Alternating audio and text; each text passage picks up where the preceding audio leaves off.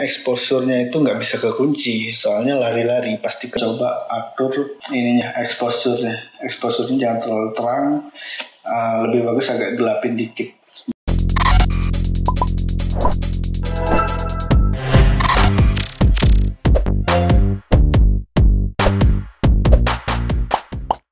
Hai, kembali lagi bersama aku Henry di channel Kopi Kolak. Kali ini aku akan berbagi 5 tips syuting menggunakan HP agar hasil dari video kita itu lebih maksimal lagi. Kenapa? Karena HP itu pasti semuanya ada batasannya. Oke, semua ada batasannya, nggak seperti ya semua elektronik lah ada batasannya. Cuma kita harus pahami dulu alatnya seperti apa. Oke, tips yang pertama yang perlu diperhatikan adalah pahami spesifikasi HP. HP apa yang kalian gunakan itu sangat penting untuk menentukan bagus atau tidaknya pengambilan gambar kalian. Jangan lupa untuk misalnya settingan HP kalian digunakan yang paling tinggi. Pahami kamera yang mana yang lebih bagus, kamera depan atau kamera belakang. Sampai itu pengambilan pada video, ingat jangan lupa untuk mengunci fokus dan coba atur ininya, exposure-nya jangan terlalu terang, lebih bagus agak gelapin dikit, jangan terlalu gelap juga, agar menghasilkan cahaya yang enak kayak gitu loh untuk di exposure-nya. Pahami jika di HP kalian nggak ada fitur lock fokus, mengunci fokus, tidak ada, kalian bisa download aplikasi yang namanya Open Camera. Open Camera itu temanku pakai, dia ada atur fokus manual, jadi bisa dipakai untuk mengunci fokus, dia nggak lari gitu loh. Nggak seru kan jika kalian misalnya lagi rekam video, tahu-tahu malah fokusnya ke backgroundnya, sedangkan yang sedang momen yang pentingnya itu adalah apa yang objeknya yang sedang direkam kayak gitu. Untuk HP seperti aku ini ya HP murah lah, bilang Oppo kayak gini. Kamera depannya kalau aku pakai emang sih hasilnya enak dilihat, sama lah hasilnya, sama aja 1080 Full HD. Cuma kamera depan dan kamera belakang itu berbeda. Berbedanya gimana? Kamera depan bisa kita gunakan untuk fokus. Kamera belakang, belakangnya ini bisa digunakan untuk fokusin gambar, AF lock sama kunci fokus. Jadi kalau misalnya kamera depannya aku nggak bisa, jadi kalau misalnya aku ngerekam kayak gini keliling, itu exposure-nya itu nggak bisa kekunci, soalnya lari-lari pasti keterang, menyesuaikan lah sesuai dengan ininya. Kembali lagi ke pahami spesifikasi HP-nya kayak gimana, kualitasnya kayak gimana, kalian harus paham dulu, baru bisa menghasilkan video yang bagus. Rata-rata emang spesifikasi HP zaman sekarang sudah bagus untuk yang minimal selfie itu udah bagus banget. HP murah pun hasilnya udah lumayan bisa dipakai, apalagi kalian cuma pakai buat untuk YouTube, untuk buat konten, nggak usah beralasan untuk mau membuat konten aja harus menunggu suatu alat yang bagus. Apa adanya aja kalian pakai dulu ya. Untuk agar lebih bagusnya ya kalian harus memahami spesifikasi. Setelah itu kita kembali, tips nomor 2 adalah cek kamera kalian, kamera HP sebelum mengambil foto ataupun video. Karena kalau misalnya nggak dicek di kameranya, soalnya HP ini barang yang masuk kantong, ya kan?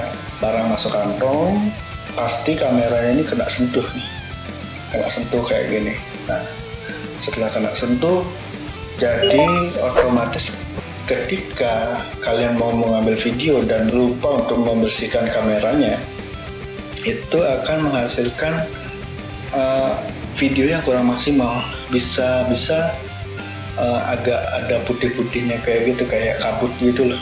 Kayak kabut, atau enggak kalau misalnya kena cahaya ada kayak bias cahaya tuh kayak bentuk gini ya. Kalau bagus nggak masalah. Nah itu dia tips yang kedua. Yang ketiga adalah yang perlu diperhatikan adalah cek penyimpanan sebelum ngambil video. Kenapa?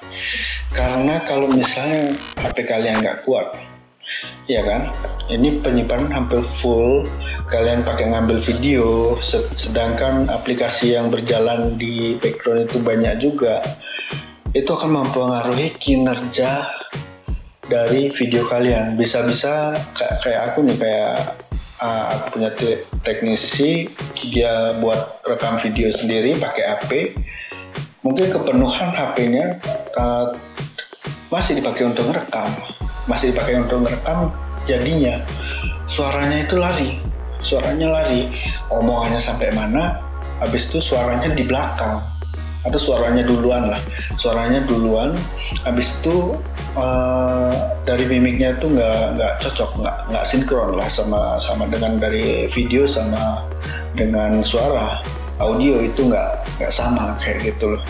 Itu bisa mempengaruhi hasilnya. Makanya shoot satu video, satu tema konten lah. Konten kalau untuk HP, jika eksternalnya banyak, bisa aja disimpan di eksternal ya. Eksternal ya 32 GB cukup. Soalnya lumayan juga kalau kalian pengen buat vlog kayak gitu seharian, kemungkinan ngabisin 7-8 GB kalau nge-vlog seharian, tergantung kualitas dari kamera HP kalian ya. Oke, setelah cek penyimpanan, tips yang keempat yang harus diperhatikan adalah lingkungan. Oke, lingkungan kalian untuk mengambil video itu, atau jamnya kapan kayak gitu misalnya, cari tempat yang nggak terlalu bising.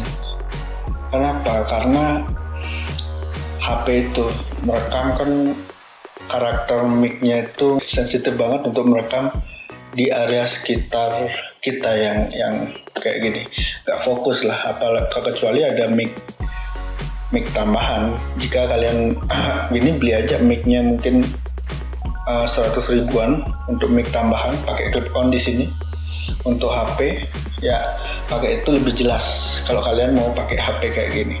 Atau langkah yang kedua untuk mengakali, misalnya kalian pengen mengambil di tempat yang rame, yang agak rame, adalah menggunakan 2 HP. Oke, menggunakan 2 HP yaitu satu untuk record, suruh teman untuk record. Ya misalnya jaraknya jangan terlalu jauh juga. Suara kalian harus terdengar sedikit untuk bisa sinkron. Kalau enggak ya sinkron manual nggak masalah. Ya, yang kedua itu untuk record di dekat. Tetap pakai mic kalau misalnya mau suara kalian jelas terdengar.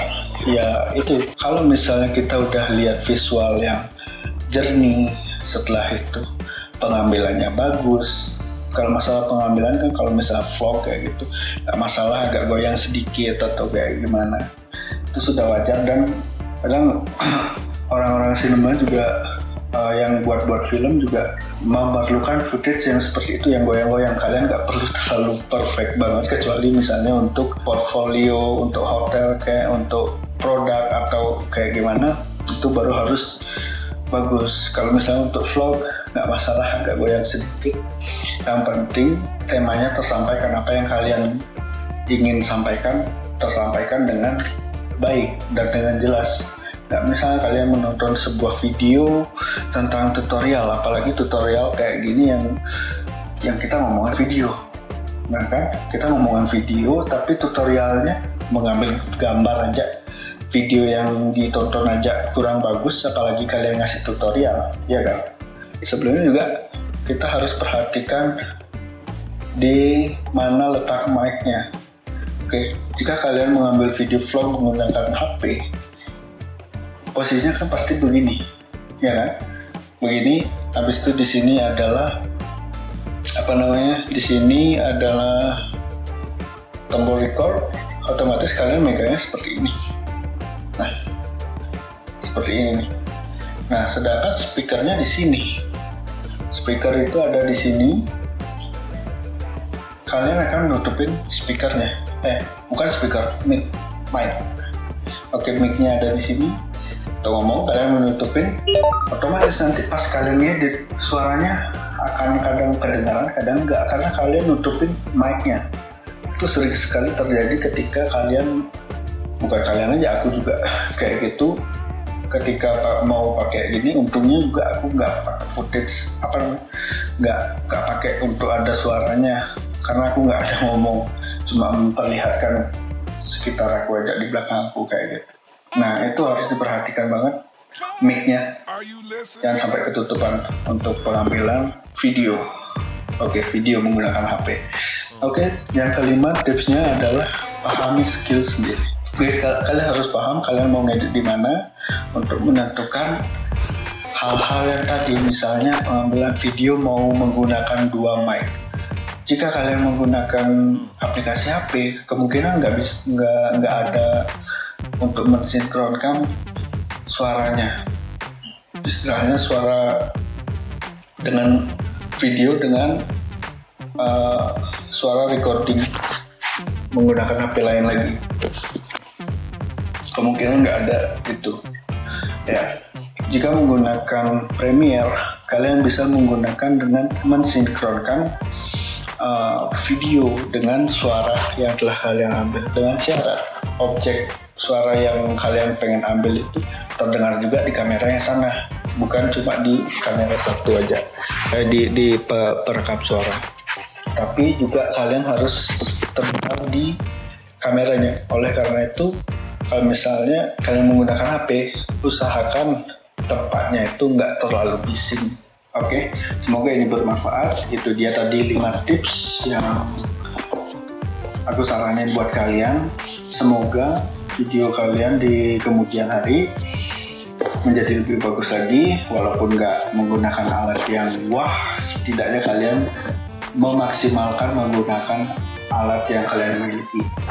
Oke, sekian. Jika video ini membantu bagi kalian, jangan lupa beri like, subscribe, dan share ke teman kalian yang mungkin memerlukan tutorial ini.